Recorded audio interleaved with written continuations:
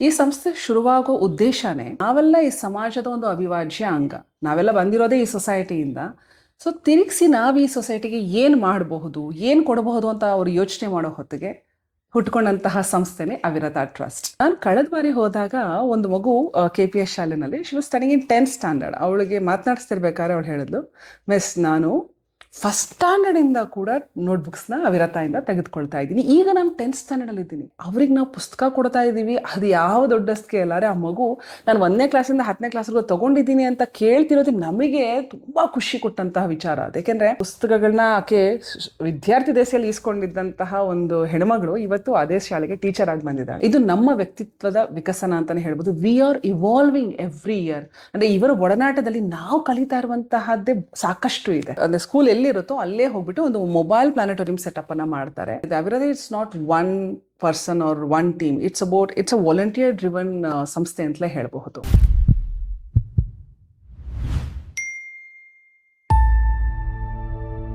ಎಲ್ರಿಗೂ ನಮಸ್ಕಾರ. ನನ್ನ ಹೆಸರು ಸವಿತಾ ಶರತ್. ನಾನು ಕಳೆದ 11 ವರ್ಷಗಳಿಂದ ಅವಿರತ ಟ್ರಸ್ಟ್ ಎನ್ನುವ ಈ ಒಂದು ಕರ್ನಾಟಕ ಬೇಸ್ಡ್ NGO ನಲ್ಲಿ ಆಕ್ಟಿವ್ ಕಾರ್ಯಕರ್ತೆಯಾಗಿ ಕೆಲಸ ಮಾಡ್ಕೊಂಡು ಬಂದಿದ್ದೇನೆ. ಅವಿರತ ಬಗ್ಗೆ ಹೇಳೋದಾದ್ರೆ ನಮ್ಮ ಟ್ಯಾಗ್ಲೈನೇ ಹೇಳೋ ಹಾಗೆ ನಾಡಿಗಾಗಿ ನಿರಂತರ. ಕನ್ನಡ ನಾಡು, ನುಡಿ, ಭಾಷೆ, ಹಾಗೆ ಪರಿಸರ, ಎಜುಕೇಷನ್, ಹೆಲ್ತ್ ಕೇರ್ ಇರಬಹುದು, ಇದೆಲ್ಲದರಲ್ಲೂ ಕೂಡ ಅಷ್ಟೇ ಅಲ್ಲ, ಕನ್ನಡ ಭಾಷೆಯ ಸದಭಿರುಚಿಯ ಕಾರ್ಯಕ್ರಮಗಳ ಇದರ ಬಗ್ಗೆ ಒತ್ತು ಕೊಡ್ತಾ ಈ ನಿಟ್ಟಿನಲ್ಲಿ ಸಾಕಷ್ಟು ಸಮಾಜಮುಖಿ ಚಟುವಟಿಕೆಗಳನ್ನು ಕಳೆದ 18 ವರ್ಷಗಳಿಂದ ನಡೆಸ್ಕೊಂಡು ಬಂದಿದೆ ನಮ್ಮ ಅವಿರತ ಟ್ರಸ್ಟ್. ನಾನು ಮೊದಲೇ ಹೇಳಿದಾಗೆ ಇದು ಒಂದು ಕನ್ನಡ ಅಂದರೆ ಕರ್ನಾಟಕ ಬೇಸ್ಡ್ NGO. ನಮ್ಮ ಆಫೀಸ್ ಬಂದು ಬೆಂಗಳೂರಿನಲ್ಲಿ ವಿಜಯನಗರನಲ್ಲಿದೆ. ಇದು ನಮ್ಮ ಅವಿರತ ಟ್ರಸ್ಟ್ನ ಒಂದು ಬೇಸಿಕ್ ಇಂಟ್ರೊಡಕ್ಷನ್. ಅವಿರತ ಹೇಗೆ ಶುರುವಾಯಿತು, ಯಾಕೆ ಶುರುವಾಯಿತು ಅಂತ ನೀವು ಕೇಳೋದಾದ್ರೆ, ಸರಿಸುಮಾರು 2007ನೇ ಇಸ್ವಿನಲ್ಲಿ ಅಂದರೆ 2007ನಲ್ಲಿ ಈ ಒಂದು ಅವಿರತ ಟ್ರಸ್ಟ್ ಶುರುವಾಗುತ್ತೆ. ಒಂದು ಲೈಕ್ ಮೈಂಡೆಡ್ ಯೂತ್ ಟೀಮ್ ಈ ಒಂದು ಟ್ರಸ್ಟನ್ನು ಅಂದರೆ ಈ ಒಂದು ಸಂಸ್ಥೆಯನ್ನು ಕಟ್ತಾರೆ. ಈ ಸಂಸ್ಥೆ ಶುರುವಾಗೋ ಉದ್ದೇಶನೇ ಅವರೆಲ್ಲ ಯೋಚನೆ ಮಾಡಿದ್ದು, ನಾವೆಲ್ಲ ಈ ಸಮಾಜದ ಒಂದು ಅವಿಭಾಜ್ಯ ಅಂಗ. ನಾವೆಲ್ಲ ಬಂದಿರೋದೇ ಈ ಸೊಸೈಟಿಯಿಂದ. ಸೊ ತಿರುಗಿಸಿ ನಾವು ಈ ಸೊಸೈಟಿಗೆ ಏನು ಮಾಡಬಹುದು, ಏನು ಕೊಡಬಹುದು ಅಂತ ಅವರು ಯೋಚನೆ ಮಾಡೋ ಹೊತ್ತಿಗೆ ಹುಟ್ಕೊಂಡಂತಹ ಸಂಸ್ಥೆನೇ ಅವಿರತ ಟ್ರಸ್ಟ್. ಅವರು ಈ ಒಂದು ಸಂಸ್ಥೆಯನ್ನ ಕಟ್ಟಬೇಕಾದ್ರೆ ಅವ್ರ ಮನಸ್ಸಲ್ಲಿದ್ದು ನಾವು ಯಾರಿಗೋ ಸಹಾಯ ಮಾಡ್ತಿದ್ದೀವಿ ಅಥವಾ ನಾವು ಯಾರಿಗೋ ಅಂದರೆ ಒಂದು ದಾನ ಮಾಡ್ತಿದ್ದೀವಿ, ಹೆಸರು ಮಾಡಬೇಕು, ಈ ರೀತಿ ಉದ್ದೇಶ ಅಲ್ಲ. ಒಂದು ಕಮ್ಯುನಿಟಿ ಕಾನ್ಷಿಯಸ್ ಅಂತಾನೆ ಹೇಳ್ಬೋದು. ಈ ನಿಟ್ಟಿನಲ್ಲಿ ಅವರಿಗೆ ಮೊದಲು ಹೊಳೆದಿದ್ದು ಎಲ್ಲ ರೀತಿಯ ಅಂದರೆ ಸಮಾಜದಲ್ಲಿ ಎಲ್ಲ ರೀತಿಯ ವರ್ಗ ಇರುತ್ತೆ. ನಾವು ಯಾವ ನಿಟ್ಟಿನಲ್ಲಿ ಯಾರಿಗೆ ಸಹಾಯ ಮಾಡಿದ್ರೆ ಅದು 100% ಯುಟಿಲೈಸ್ ಆಗುತ್ತೆ ಅಂತ ಅವ್ರು ಯೋಚನೆ ಮಾಡಿದಾಗ ಅವರಿಗೆ ಮೊದಲು ಹೊಳೆದಿದ್ದೆ ಎಜುಕೇಷನ್. ಹೌದು, ಈಗ ನಾನು ಹೇಳೋದಾದರೆ ಅವಿರತ ಟ್ರಸ್ಟ್ ಸಾಕಷ್ಟು ವಿಚಾರಗಳಲ್ಲಿದೆ. ಅಂದರೆ ಎಜುಕೇಷನ್ ಇರಬಹುದು, ಎನ್ವೈರ್ಮೆಂಟ್ ಇರಬಹುದು, ಹೆಲ್ತ್ ಕೇರ್ ಇರಬಹುದು, ಆರ್ಟ್ ಆ್ಯಂಡ್ ಕಲ್ಚರ್ ಇರಬಹುದು. ಈ ಎಲ್ಲ ಫೀಲ್ಡ್ನಲ್ಲೂ ಕೂಡ ಸಾಕಷ್ಟು ಕೆಲಸಗಳನ್ನ ಈ 18 ವರ್ಷಗಳಿಂದ ಮಾಡಿಕೊಂಡೇ ಬಂದಿದೆ. ನಾನೀಗ ಮಾತನಾಡೋ ಹೊತ್ತಿಗೆ ಈ 18 ವರ್ಷದಲ್ಲಿ ನಾವು ಅಂದರೆ ಮಾಡಿರುವಂತಹ ಕಾರ್ಯಕ್ರಮಗಳ ಸಂಖ್ಯೆ ಬಂದು 220 ಪ್ರೋಗ್ರಾಮ್ಸ್ ವಿ ಹ್ಯಾವ್ ಕ್ಯೂರೇಟೆಡ್ ಅಂತಲೇ ಹೇಳಬಹುದು. ಈ ಎಲ್ಲ ಫೀಲ್ಡ್ನಲ್ಲೂ ಕೂಡ ಎಜುಕೇಷನ್, ಶಿಕ್ಷಣ ಅನ್ನೋದು ನಮ್ಮ ಮೇನ್ ಏಮ್ ಆ್ಯಂಡ್ ಇಂಟೆನ್ಷನ್, ಮುಖ್ಯ ಧ್ಯೇಯ ಹಾಗೂ ಉದ್ದೇಶ ಅಂತಲೇ ಹೇಳ್ಬೋದು. ವೈ? ಬಿಕಾಸ್ ನಾವು ಯೋಚನೆ ಮಾಡಿದ್ವಿ, ನಾವು ತಿರುಗಿಸಿ ಕೊಡೋದಾದರೆ ಯಾವ ಒಂದು ವಿಧದಲ್ಲಿ ಕೊಟ್ಟರೆ ಬಹಳ ಅಂದರೆ ಹೆಚ್ಚಿನ ಉಪಯೋಗ ಆಗುತ್ತೆ, ಯಾರಿಗೆ ಕೊಟ್ಟರೆ ಉಪಯೋಗ ಆಗುತ್ತೆ ಅಂತ. ಆವಾಗ ನಮ್ಮ ಈ ಒಂದು ನೋಟ್ಬುಕ್ ಡಿಸ್ಟ್ರಿಬ್ಯೂಷನ್ ಡ್ರೈವ್ ಶುರುವಾಗುತ್ತೆ. ಯಾಕೆ ಅಂತ ಹೇಳಿದ್ರೆ ನೀವು ಗಮನಿಸಿರಬಹುದು, ಕರ್ನಾಟಕದಾದ್ಯಂತ ಸರ್ಕಾರ ಬಹಳನೇ ಹೆಲ್ಪ್ ಮಾಡ್ತಾ ಬಂದಿದೆ ಸರ್ಕಾರಿ ಶಾಲಾ ಮಕ್ಕಳಿಗೆ. ಆದರೆ ಎಲ್ಲವನ್ನೂ ಕೊಡುತ್ತೆ. ಅಂದರೆ ಅದು ಟೆಕ್ಸ್ಟ್ ಬುಕ್ಸ್ ಇರಬಹುದು, ಯೂನಿಫಾರ್ಮ್ ಇರಬಹುದು, ಮಿಡ್ ಡೇ ಮೀಲ್ಸ್ ಇರಬಹುದು, ಕೆಲವೊಂದು ಶಾಲೆಗಳಲ್ಲಿ ಬೈಸಿಕಲ್ಸ್ ಕೂಡ ಕೊಡ್ತಾರೆ. ಆದರೆ ನಾವು ಗಮನಿಸಿದಂತಹ ಒಂದು ಗ್ಯಾಪ್ ಅಥವಾ ಒಂದು ಕೊರತೆ ಏನಂತ ಹೇಳಿದ್ರೆ ನೋಟ್ಬುಕ್ಸನ್ನು ಇವತ್ತಿನವರೆಗೂ ಗವರ್ಮೆಂಟ್ ಅವರು ಪ್ರೊವೈಡ್ ಮಾಡೋದಿಲ್ಲ ಸರ್ಕಾರಿ ಶಾಲಾ ಮಕ್ಕಳಿಗೆ. ಈಗ ಎಲ್ಲರೂ ಅಂದ್ಕೊಳ್ತಿರ್ತಾರೆ, ಅಂದರೆ ಅಯ್ಯೋ ಎಲ್ಲ ಫೆಸಿಲಿಟಿನೂ ಸರ್ಕಾರ ಕೊಟ್ಟಿದೆ, ಇದು ಒಂದನ್ನು ಅಫೋರ್ಡ್ ಮಾಡ್ಲಿಕ್ಕೆ ಆಗಲ್ವ ಪೇರೆಂಟ್ಸ್ಗೆ ಅಂತ. ಅಫ್ಕೋರ್ಸ್ ನಾವಿದನ್ನು ಯೋಚನೆ ಮಾಡೋ ಹೊತ್ತಿಗೆ ಬೆಂಗಳೂರಿನಲ್ಲಿ ಕೂತ್ಕೊಂಡು ಈ ಒಂದು Tier 1 ಸಿಟಿಗಳಲ್ಲಿ ಕೂತ್ಕೊಂಡು ಯೋಚನೆ ಮಾಡ್ತೀವಿ, ಮೇ ಬಿ ಮಾಡಬಹುದು. ಆದರೆ ಕರ್ನಾಟಕದಾದ್ಯಂತ ನಾವು ಯೋಚನೆ ಮಾಡೋದಾದರೆ ಗಡಿನಾಡುಗಳಿವೆ, ಉತ್ತರ ಕರ್ನಾಟಕ ಇದೆ, ಫಾರ್ ದಟ್ ಮ್ಯಾಟರ್ ಕೋಸ್ಟಲ್ ಬೆಲ್ಟ್ಗಳಿರಬಹುದು, ಕುಗ್ರಾಮಗಳು, ರೀಚೇ ಆಗ್ಲಿಕ್ಕಾಗಲ್ಲ ಅಂತಹ ಒಂದು ಗ್ರಾಮಗಳಿವೆ ಅಲ್ಲಿ. ಅಂದರೆ ಬೇಸಿಕ್ ಫೆಸಿಲಿಟೀಸೇ ಇಲ್ಲದೆ ಇರೋವಂಥವ್ರು, ಸೋಷಿಯೋ ಎಕನಾಮಿಕ್ ಬ್ಯಾಕ್ಗ್ರೌಂಡ್ ತುಂಬ ಕೆಳಮಟ್ಟದಲ್ಲಿ ಇರೋರೇ ತಮ್ಮ ಮಕ್ಕಳನ್ನ ಗೌರ್ಮೆಂಟ್ ಶಾಲೆಗಳಿಗೆ ಕಳಿಸೋದು. ಹಾಗೆ ಕಳಿಸೋ ಹೊತ್ತಿಗೆ ಕೂಡ ಅವರಿಗೂ ಕೂಡ ಇಂಟ್ರೆಸ್ಟೇ ಇಲ್ಲ. ಯಾಕೆಂದರೆ ಮನೇಲಿ ಮಕ್ಕಳಿದ್ರೆ ಮನೆಯಲ್ಲಿ ಕೆಲ್ಸಕ್ಕೆ ಸಹಾಯ ಆಗುತ್ತೆ, ಅಥವಾ ತೋಟದಲ್ಲಿ ಕೆಲ್ಸಕ್ಕೆ ಸಹಾಯ ಆಗುತ್ತೆ, ಹೊಲದಲ್ಲಿ ಸಹಾಯ ಆಗುತ್ತೆ, ಯಾಕೆ ಕಳಿಸ್ಬೇಕು ಅನ್ನೋ ಉದ್ದೇಶನೇ ಅವ್ರಿಗಿರುತ್ತೆ. ಹೀಗಿದ್ದಾಗ ನೋಟ್ಬುಕ್ಸ್ನ ಕೊಡಿಸುವಂತಹ ಮೆಂಟಾಲಿಟಿ ಅವ್ರಿಗಿರೋದು ಇಲ್ಲ. ಅದು ಒಂದು ಎಕ್ಸ್ಟ್ರಾ ಖರ್ಚಾಗಿ ಪರಿಣಮಿಸಿ ಯಾಕೆ ಹೋಗ್ಬೇಕು ಶಾಲೆಗೆ, ಬುಕ್ಸ್ ಬೇಕಾ, ನಮ್ಗೆ ಕೊಡಿಸ್ಲಿಕ್ಕಾಗಲ್ಲ, ಮನೆಯಲ್ಲೇ ಉಳ್ಕೊ ಅಂತ ಹೇಳುವಂತಹ ಸಂದರ್ಭಗಳನ್ನ ನಾವು ಗಮನಿಸಿ, ಸೊ ಈ ಒಂದು ಹೆಲ್ಪಿಂದ ಮಕ್ಳಿಗೆ ಸಹಾಯ ಆಗುತ್ತೆ ಅಂತ ಹೇಳಿ ನಾವು ಶುರು ಮಾಡಿದಂತಹ ಒಂದು ಫ್ಲ್ಯಾಗ್ಶಿಪ್ ಇನಿಷಿಯೇಟಿವೇ ನೋಟ್ಬುಕ್ ಡಿಸ್ಟ್ರಿಬ್ಯೂಷನ್ ಡ್ರೈವ್. ಅಂದರೆ ನಮ್ಮ ಸಂಸ್ಥೆ ನಾವು ಶುರು ಮಾಡಿದ್ದು 2007ನೇ ಇಸ್ವಿನಲ್ಲಿ, ಆದರೆ ನೋಟ್ಬುಕ್ ಡಿಸ್ಟ್ರಿಬ್ಯೂಷನ್ ಡ್ರೈವ್ ಶುರುವಾಗಿದ್ದು 2009ನೇ ಇಸ್ವಿನಲ್ಲಿ. ಈಗ ನಾನು ಮಾತನಾಡೋ ಹೊತ್ತಿಗೆ ಅಂದರೆ ಈ ಕಳೆದ ಅಕಾಡೆಮಿಕ್ ಇಯರ್ ಅಂದರೆ ಶೈಕ್ಷಣಿಕ ವರ್ಷ 2025ರಿಂದ 26, ಸೊ ಈ ಟೈಮ್ನಲ್ಲಿ ನಾವು ರೀಚ್ ಮಾಡಿದಂತಹ ಶಾಲೆಗಳು ಅಂದರೆ ಕರ್ನಾಟಕದಾದ್ಯಂತ ಸುಮಾರು 550ಕ್ಕೂ ಹೆಚ್ಚು ಶಾಲೆಗಳನ್ನು ರೀಚ್ ಮಾಡಿದ್ದೀವಿ. More than 40,000 students. ಸೊ ಇದಾಗಿತ್ತು ಈ ನಮ್ಮ ನೋಟ್ಬುಕ್ ಡಿಸ್ಟ್ರಿಬ್ಯೂಷನ್. ನೀವೆಲ್ಲ ಯೋಚನೆ ಮಾಡ್ತಿರ್ತೀರ, what is this notebook distribution ಅಂತ. ನಾನು ಆಗಲೇ ಹೇಳಿದೆ, ನೋಟ್ಬುಕ್ಸ್ಗಳನ್ನು ನಾವು ಸರ್ಕಾರಿ ಶಾಲಾ ಮಕ್ಕಳಿಗೆ ಉಚಿತವಾಗಿ ಕೊಡ್ತೀವಿ. ಹೇಗೆ ಕೊಡ್ತೀವಿ ಅಂತ ಹೇಳಿದ್ರೆ, ಈಗ ಸುಮ್ಮನೆ ರ್ಯಾಂಡಮ್ ಆಗಿ ಕೊಡೋದಿಲ್ಲ. ವಿ ಹ್ಯಾವ್ ಅ ಡೇಟಾ, ಅಂದರೆ ಕಳೆದ 18 ವರ್ಷದಿಂದ ನಡ್ಸ್ಕೊಂಡು ಬರ್ತಾ ಇರೋದ್ರಿಂದ we have a very beautifully curated data for us. ಈಗ 1ನೇ ಕ್ಲಾಸ್ನಿಂದ ಹಿಡಿದು 10ನೇ ಕ್ಲಾಸಿನ ಮಕ್ಕಳವರೆಗೂ ಕೂಡ ನಾವು ಇಡೀ ಅಕಾಡೆಮಿಕ್ ಇಯರ್ಗೆ ಅವರಿಗೆ ಎಷ್ಟು ನೋಟ್ಬುಕ್ಸ್ ಬೇಕೋ ಅಷ್ಟು ನೋಟ್ಬುಕ್ಸ್ನ ಕೂಡ ನಾವು ಪ್ರೊವೈಡ್ ಮಾಡ್ತೀವಿ. ಅದು ಇವಾಗ ಅಂದರೆ ಫಸ್ಟ್ ಸ್ಟ್ಯಾಂಡರ್ಡ್ ಮಗುಗೆ ಬೇಕಾಗಿರುವಂತಹ ಡ್ರಾಯಿಂಗ್ ಬುಕ್ ಇರಬಹುದು, English copy writing, Kannada copy writing ಇರಬಹುದು, ಸ್ಕ್ವೇರ್ ನೋಟ್ಬುಕ್, ಇಲ್ಲಿಂದ ಹಿಡಿದು ಒಂದು ಹೈಸ್ಕೂಲ್ ಮಕ್ಕಳಿಗೆ ಬೇಕಾಗಿರುವಂತಹ ಗ್ರಾಫ್ ಇರಬಹುದು, ಅನ್ರೂಲ್ಡ್ ಜಾಮೆಟ್ರಿ ಬುಕ್ಸ್ ಇರಬಹುದು, ಹಾರಿಜಾಂಟಲ್ ಮ್ಯಾಥಮೆಟಿಕ್ಸ್ ಬುಕ್ಸ್ ಇರ್ಬೋದು, ಎಲ್ಲವನ್ನು ಇಡೀ ವರ್ಷಕ್ಕೆ ಬೇಕಾಗುವಷ್ಟು ನಾವು ಕೊಡ್ತಾ ಬಂದಿದ್ದೀವಿ. ಸೊ ಇದರಿಂದ ಆಗ್ತಿರುವಂತಹ ಚೇಂಜಸ್ಸನ್ನು ಕೂಡ ನಾನು ಮೊದಲೇ ಹೇಳಿದ ಹಾಗೆ ನಾನು ಈ 11 ವರ್ಷದಿಂದ ಅವಿರತ ಸಂಸ್ಥೆ ಜೊತೆಗಿದ್ದೀನಿ. ನಾವು ಒಂದು ಎಕ್ಸಾಂಪಲ್ ಹೇಳ್ತೀನಿ ನಿಮಗೆ. ಕುಣಿಗಲಿಗೆ ಹೋಗ್ತೀವಿ. ಕುಣಿಗಲ್ ಕ್ಲಸ್ಟರ್ ಏನಿದೆಯಲ್ಲ, ಆ ತಾಲೂಕಿನಲ್ಲಿ ಸುಮಾರು 64ಕ್ಕೂ ಹೆಚ್ಚು ಶಾಲೆಗೆ ಒಂದೇ ದಿವಸ ನೋಟ್ಬುಕ್ ಡಿಸ್ಟ್ರಿಬ್ಯೂಷನ್ ಮಾಡ್ತೀವಿ. ಅಲ್ಲಿ KPS ಶಾಲೆಗಳು ಇದೆ. KPS ಅಂದರೆ ಕರ್ನಾಟಕ ಪಬ್ಲಿಕ್ ಸ್ಕೂಲ್ಗಳು. ಅದೇ ರೀತಿ ಸಣ್ಣ ಸಣ್ಣ ಗ್ರಾಮಗಳಲ್ಲಿರುವಂತಹ ಸುತ್ತಮುತ್ತಲಿನ 64 ಶಾಲೆಗಳಿಗೂ ಕೂಡ ಕೊಡ್ತೀವಿ. ನಾನು ಕಳೆದ ಬಾರಿ ಹೋದಾಗ ಒಂದು ಮಗು KPS ಶಾಲೆನಲ್ಲಿ, she was studying in 10th standard. ಅವಳಿಗೆ ಮಾತನಾಡಿಸ್ತಿರ್ಬೇಕಾದ್ರೆ ಅವಳು ಹೇಳಿದ್ಲು, ಮಿಸ್ ನಾನು ಫಸ್ಟ್ ಸ್ಟ್ಯಾಂಡರ್ಡಿಂದ ಕೂಡ ನೋಟ್ಬುಕ್ಸ್ನ ಅವಿರತದಿಂದ ತೆಗೆದುಕೊಳ್ತಾ ಇದ್ದೀನಿ. ಈಗ ನಾನು 10th ಸ್ಟ್ಯಾಂಡರ್ಡಲ್ಲಿ ಇದ್ದೀನಿ. Believe me, it was so humbling, heart felt, ಗೊತ್ತಾ. ಅಂದರೆ ಅವ್ರಿಗೆ ನಾವು ಪುಸ್ತಕ ಕೊಡ್ತಾ ಇದ್ದೀವಿ, ಅದು ಯಾವ ದೊಡ್ಡ ಸ್ಕೇಲ್. ಆದರೆ ಆ ಮಗು ನಾನು 1ನೇ ಕ್ಲಾಸಿಂದ 10ನೇ ಕ್ಲಾಸ್ವರೆಗೂ ತೊಗೊಂಡಿದ್ದೀನಿ ಅಂತ ಕೇಳ್ತಿರೋದು ನಮಗೆ ತುಂಬ ಖುಷಿ ಕೊಟ್ಟಂತಹ ವಿಚಾರ. ಅದು ಯಾಕೆಂದರೆ 7th ಸ್ಟ್ಯಾಂಡರ್ಡ್ವರೆಗೂ ಬೇರೆ ಸ್ಕೂಲಲ್ಲಿ ಓದಿದೆ ಮಗು. ಅಂದರೆ KPS ಅಲ್ಲಿ 8th 9th 10th ಮಾತ್ರ ಇರುತ್ತೆ. We were in KPS at that time. ದೊಡ್ಡ ಕಲ್ಲಹಳ್ಳಿ ಶಾಲೆಯಲ್ಲಿ ನಾನು ಓದ್ತಿದ್ದೆ. ಅವಾಗ ಅಲ್ಲಿ ಬಂದು ಕೊಡ್ತಿದ್ರಿ ನೀವು. ನಾನು ಫಸ್ಟ್ ಸ್ಟ್ಯಾಂಡರ್ಡಿಂದ ಹಿಡಿದು 10th ಸ್ಟ್ಯಾಂಡರ್ಡ್ವರೆಗೂ ತೊಗೊಳ್ತಿದ್ದೀನಿ. ಆ್ಯಂಡ್ ಎವ್ರಿ ಇಯರ್ ನೀವು ಯಾವಾಗ ಬರ್ತೀರಾ, ಜೂನ್ ಬಂದಿದ ತಕ್ಷಣ ಬರ್ತಾರೆ, ಅವಿರತ ಟ್ರಸ್ಟ್ ಅವ್ರು ಬರ್ತಾರೆ, ನಮ್ಮ ಅವಿರತ T-ಶರ್ಟ್ ಬರೋದನ್ನೇ ಕಾಯ್ತಿರ್ತಾರೆ. ಸೊ ನಾವು ಕಾರಿಂದ ಹೋಗ್ಬೇಕಾದ್ರೆ ಎಲ್ಲರೂ ಹೇಗೆ ವೆಲ್ಕಮ್ ಮಾಡ್ತಾರೆ ಅನ್ನೋದನ್ನು ನೀವುಗಳಲ್ಲಿ ಬಂದೇ ನೋಡಬೇಕು. ಸೊ ಎವ್ರಿ ಇಯರ್ ಒಂದು ಮಗು ಎದುರು ನೋಡುತ್ತೆ. ಇಷ್ಟು ವರ್ಷ ಅಂದರೆ ಅರ್ಥ ಮಾಡ್ಕೊಳ್ಳಿ, ವಾಟ್ ಈಸ್ ದ ಅಂದರೆ ಅವ್ರ ಮೇಲೆ ಬಿದ್ದಂತಹ ಪರಿಣಾಮ. ಇನ್ಫ್ಯಾಕ್ಟ್ ನಾವು ಏನೂ ಅವ್ರನ್ನ ಕೇಳ್ದೇನೆ ಮಕ್ಕಳೇ ಹೇಳ್ತಾರೆ. ಎಷ್ಟೋ ಸರ್ತಿ ಅಪ್ಪ ಅಮ್ಮಂಗೆ ಕಷ್ಟ ಆಗ್ತಿರುತ್ತೆ, ಮಿಸ್ ನೀವು ಕೊಡ್ತಿರೋದು ನಮ್ಗೆ ಬಹಳನೇ ಹೆಲ್ಪ್ಫುಲ್ಲು. ಮತ್ತು ಏನಾಗ್ಬಿಡತ್ತೆ ಅಂದರೆ ಹಳ್ಳಿ ಕಡೆ ಈಗ ನಮ್ಮ ಸಿಟಿಲಿರುವಂತಹ ಪ್ರಿವ್ಲೇಜ್ ಅವ್ರಿಗಿರೋದಿಲ್ಲ. ಈಗ ನಾವು ಹಾರಿಜಾಂಟಲ್ ಮ್ಯಾಥಮೆಟಿಕ್ಸ್ ಬರ್ಕೊಳ್ತೀವಿ, ಜಾಮೆಟ್ರಿ ಬುಕ್ನಂದರೆ ಅನ್ರೂಲ್ಡ್ ಬರ್ಕೊಳ್ತೀವಲ್ವ. ಪಾಪ ಅವ್ರಿಗೆ ಹಾಗಲ್ಲ. ಒಂದೇ ಪುಸ್ತಕದಲ್ಲಿ ಕನ್ನಡನೂ ಬರ್ಕೋ, ಇಂಗ್ಲೀಷು ಬರ್ಕೋ, ಮ್ಯಾಥಮೆಟಿಕ್ಸು ಬರ್ಕೋ. ಇದು ಒಂಥರ ಡಿಮೋಟಿವೇಶನ್ ಅಂತಲೇ ಹೇಳ್ಬೋದು ಮಕ್ಕಳಿಗೆ. ಆದರೆ ಇವತ್ತು ಅವಿರತ ಶಾಲೆ ಅಂದರೆ ಅವಿರತ ಸಂಸ್ಥೆ ಎಲ್ಲೆಲ್ಲಿ ಟಚ್ ಮಾಡಿದೆಯೋ ಆ ಮಕ್ಕಳಿಗೆಲ್ಲ ಆಯಾ ಸಬ್ಜೆಕ್ಟಿಗೆ ಬೇಕಾಗಿರುವಂತಹ ಪುಸ್ತಕಗಳಿವೆ. ಆಯಾ ಸಬ್ಜೆಕ್ಟ್ಗಳನ್ನು ಆಯಾ ನೋಟ್ಬುಕ್ಗಳಲ್ಲೇ ಅವ್ರು ಬರ್ಕೊಳ್ತಿದ್ದಾರೆ. ಇದು ಒಂದು ಮೊರಾಲಿಟಿ ಬೂಸ್ಟ್ ಅಂತಲೇ ಹೇಳ್ಬೋದು. ಸೊ ವಿದ್ಯಾರ್ಥಿಗಳನ್ನು ಮನಸ್ಸಿನಲ್ಲಿ ಇಟ್ಕೊಂಡು ಆ್ಯಂಡ್ ಮೋರ್ ಓವರ್ ಯಾವುದೇ ರೀತಿಯಾದ ಸಹಾಯ ನಾವು ಎಷ್ಟು ಚಿಕ್ಕ ವಯಸ್ಸಿಗೆ ಮಾಡ್ತೀವೋ, ಅಂದರೆ ವಿದ್ಯಾರ್ಥಿ ದೆಸೆಯಲ್ಲಿ ನಾವು ಗೋಲ್ಡನ್ ಪೀರಿಯಡ್ ಅಂತ ಕರಿತೀವಿ ಅದನ್ನು.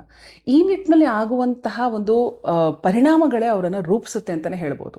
ಈಗ ನಾವು ಪುಸ್ತಕ ಕೊಡೋ ಹೊತ್ತಿಗೆ ಅವ್ರು ಬರೀ ಪುಸ್ತಕ ತಗೊಳ್ಳೋದಷ್ಟೇ ಅಲ್ಲ, ನಾವು ಹೇಗೆ ಪ್ರತಿ ವರ್ಷ ಒಂದು ಸಂಕಲ್ಪ ಹೊತ್ತು ಪ್ರತಿ ವರ್ಷ ಹೋಗ್ತೀವೋ ಆ ಬದ್ಧತೆಯನ್ನು ಅವ್ರು ಗಮನಿಸಿದ್ದಾರೆ.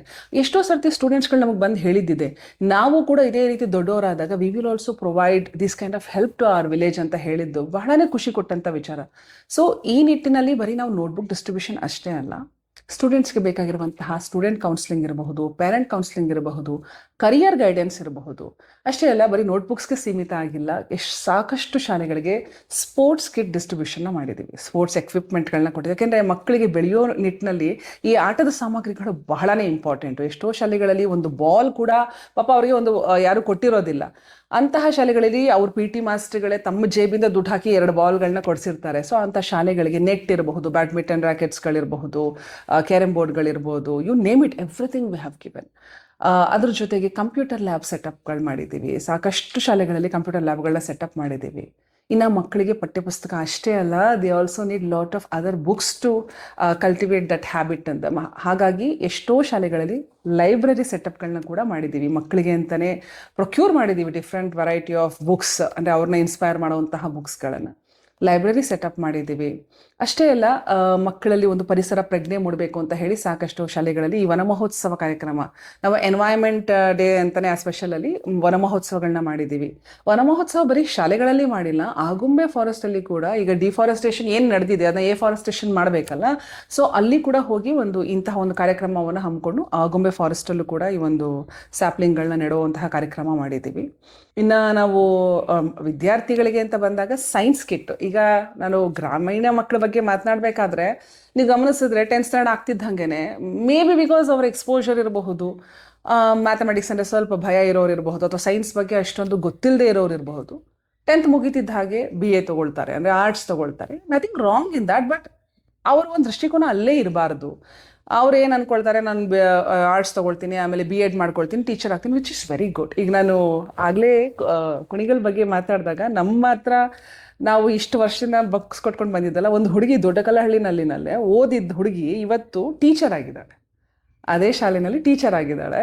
ಪುಸ್ತಕಗಳನ್ನ ಆಕೆ ವಿದ್ಯಾರ್ಥಿ ದೇಶದಲ್ಲಿ ಈಸ್ಕೊಂಡಿದ್ದಂತಹ ಒಂದು ಹೆಣ್ಮಗಳು ಇವತ್ತು ಅದೇ ಶಾಲೆಗೆ ಟೀಚರ್ ಆಗಿ ಬಂದಿದ್ದಾಳೆ. And she is also so happy about these activities. So ಮಕ್ಕಳಿಗೆ ವಿಜ್ಞಾನದ ಬಗ್ಗೆ, ಸೈನ್ಸ್ ಬಗ್ಗೆ ಆಸಕ್ತಿ ಮೂಡಿಸ್ಬೇಕು.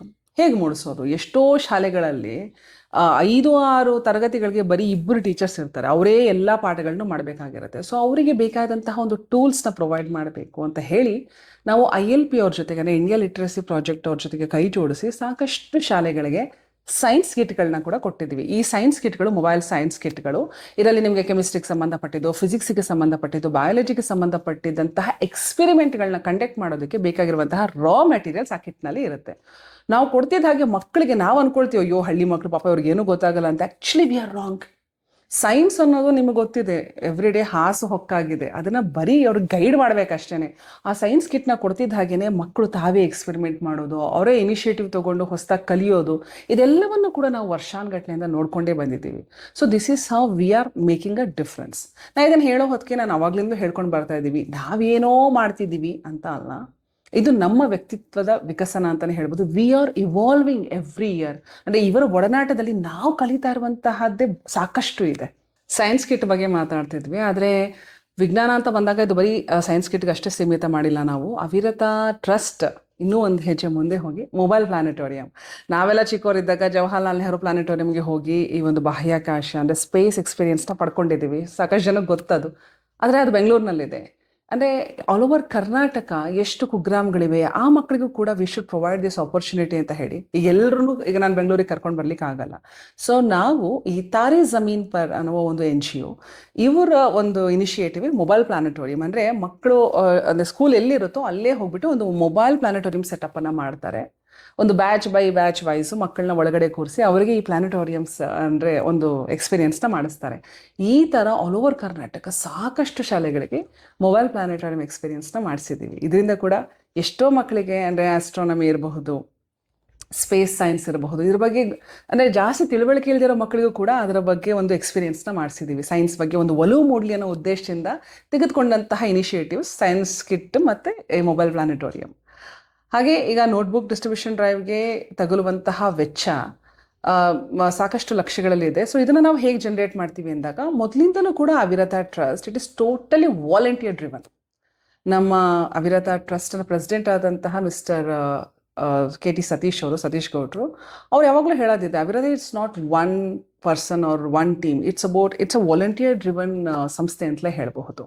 ಸೊ ನಮ್ಮ ಈ ಯಾವುದೇ ಆ್ಯಕ್ಟಿವಿಟಿಗೆ ತಗುಲುವಂತಹ ವೆಚ್ಚ ಇರಬಹುದು, ಅಂದರೆ ಎಸ್ಪೆಷಲಿ ನೋಟ್ಬುಕ್ ಡಿಸ್ಟ್ರಿಬ್ಯೂಷನ್ ಡ್ರೈವ್ಗೆ ನಮ್ಮ ವಾಲಂಟಿಯರ್ಸೇ ಫಂಡ್ ರೈಸ್ ಮಾಡ್ತಾರೆ.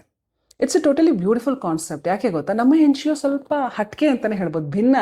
ಹೇಗೆ ಅಂತ ಹೇಳಿದ್ರೆ, ಈಗ ನೀವು ಯಾವುದೇ ಮೇನ್ ಸ್ಟ್ರೀಮ್ NGOಗಳ ಬಗ್ಗೆ ಮಾತನಾಡಿದಾಗ ನೀವು ಒಂದು 100 ರೂಪೀಸ್ ಅವ್ರಿಗೆ ಡೊನೇಟ್ ಮಾಡಿದ್ರೆ ಹಾರ್ಡ್ಲಿ ಲೈಕ್ 49 to 51 ರೂಪೀಸ್ ಕಾಸ್ಗೆ ಹೋಗುತ್ತೆ, ಮಿಕ್ಕಿದ್ದು ಮಿಸಲೇನಿಯಸ್ ಆಗುತ್ತೆ. ಕರೆಕ್ಟಾ? ಯಾಕೆ ಅಂತ ಹೇಳಿದ್ರೆ ಅವ್ರಿಗೆ ಇನ್ಫ್ರಾಸ್ಟ್ರಕ್ಚರ್ ಇರುತ್ತೆ, ಅಂದರೆ ಅವ್ರದ್ದು ಆಫೀಸ್ ಖರ್ಚುಗಳಿರಬಹುದು, ಎಂಪ್ಲಾಯಿ ಖರ್ಚುಗಳಿರಬಹುದು, ಎಷ್ಟೊಂದು ಖರ್ಚುಗಳಿರುತ್ತೆ. ಸೊ ಅದಕ್ಕೆ ಅದು ಹೋಗುತ್ತೆ. ಆದರೆ ಅವಿರತ ಸ್ಪೆಷಾಲಿಟಿ ಹೇಳ್ತೀನಿ ಕೇಳಿ. ನೀವೇನಾದ್ರು ನಮ್ಮ ಎನ್ ಬಿ ಡಿಗೆ ಅಥವಾ ಯಾವುದೇ ಒಂದು ಕಾಸ್ಗೆ ₹100 ಕೊಟ್ಟರೆ ಆ ₹100 ಕೂಡ ಅದೇ ಕಾಸ್ಗೆ ಹೋಗುತ್ತೆ. We operate on almost no extra charges, ಅಂದರೆ ಅಂದರೆ ಯಾವುದೇ ಚಾರ್ಜಸ್ ಇಲ್ಲದೆ ವಿ ಆಪ್ರೇಟ್ ಅಂತ ಹೇಳ್ಬೋದು. ಆಲ್ಮೋಸ್ಟ್ ಅಂತ ಯಾಕೆ ಹೇಳ್ತಿದ್ದೀನಿ ಅಂದರೆ ನಮಗೂ ಚಾರ್ಜಸ್ ಇದೆ. ಲೈಕ್ ಆಡಿಟಿಂಗೇ ಕೊಡಬೇಕು. ಎನ್ ಜಿ ಒ ಅಂತ ಅಂದಾಗ ಅದೊಂದು ಟ್ರಾನ್ಸ್ಪರೆನ್ಸಿ ಮೇಂಟೈನ್ ಮಾಡ್ಬೇಕು ನಾವು. ಸೊ ನಮ್ಮ ಇಯರ್ಲಿ ಆಡಿಟಿಂಗ್ಗೆ ಆಡಿಟರ್ ಏನು ಚಾರ್ಜ್ ಮಾಡ್ತಾರೋ ಅದು ಒಂದು ಬಿಟ್ಟು ಬೇರ್ ಮಿನಿಮಮ್ ಕಾಸ್ಟ್ ನಮ್ಮದು. ನೀವು ಕೊಡುವಂತಹ ಪ್ರತಿಯೊಂದು ರೂಪಾಯಿ ಕೂಡ ಆ ಕಾಸ್ಗೆ ಹೋಗುತ್ತೆ. ಈಗ ಹೇಳ್ಬೋದು ಅದು ಹೇಗೆ ಸಾಧ್ಯ ಅಂತ ಹೇಳಿದ್ರೆ, ನಮ್ಮ ಆಫೀಸ್ ಬಂದು ನಮ್ಮ ಟ್ರಸ್ಟಿನ ಪ್ರೆಸಿಡೆಂಟ್ ಆದಂತಹ ಮಿಸ್ಟರ್ ಸತೀಶ್ ಅವಿರತ ಇದ್ದಾರಲ್ಲ, ಅವರ ಮನೆ ಮೇಲಿರುವಂಥದ್ದೇ ನಮ್ಮ ರಿಜಿಸ್ಟರ್ಡ್ ಅವಿರತ ಆಫೀಸ್. ಇನ್ನು ನೋಟ್ಬುಕ್ ಡಿಸ್ಟ್ರಿಬ್ಯೂಷನ್ ಕರ್ನಾಟಕದಾದ್ಯಂತ ಮಾಡ್ತೀವಿ. ಹೇಗೆ ಮಾಡ್ತೀರಾ?